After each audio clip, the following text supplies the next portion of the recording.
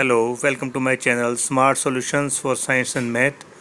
Today's question is explain that an object is in the state of accelerated motion due to external force acting on it, but no work is being done by the force.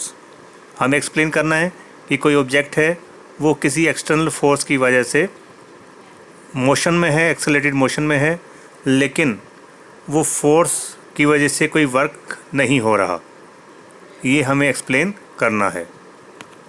And answer is if an object is moving in a circular path, in that case the centripetal force always acts perpendicular to the direction of displacement. अगर कोई object है वो एक circular path में move कर रहा है तो जो सेंट्रीपिटल फोर्स होता है वो जो डिस्प्लेसमेंट की डायरेक्शन होती है उसके परपेंडिकुलर में वर्क करता है, काम करता है. जैसे the motion of earth around the sun. तो इसके लिए हमें जानना होगा कि सेंट्रीपिटल फोर्स क्या होता है. तो centripetal force is that force which is necessary to keep an object moving in a curved path and that is directed inwards towards the center of rotation. तो सेंट्रीपिटल फोर्स एक वो force होता है जो किसी भी ऑब्जेक्ट के लिए ज़रूरी होता है कि वो उसको कर्व्ड पाथ में मूविंग में रखे, और जो उसकी डायरेक्शन होती है वो कहाँ होती है, जो सेंटर ऑफ रोटेशन है उसकी तरफ इनवर्ड्स होती है. ठीक है, तो इसलिए इसे हम सेंट्रीपिटल फोर्स कहते हैं.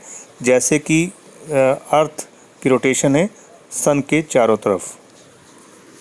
तो जैसा कि आपने डायग्राम में देख रहे हैं, पहले भी देखा है कि जो अर्थ है वो constantly moving in a direction perpendicular to the gravitational pull of the sun. तो जो अर्थ है वो कॉन्स्टेंटली मूव कर रही है कौन सी डायरेक्शन में, perpendicular to the gravitational pull of the sun. तो सन का ग्रेविटेशनल पुल है उसके परपेंडिकुलर डायरेक्शन में रोटेट कर मूव कर रही है. Hence work done by the gravitational force is zero.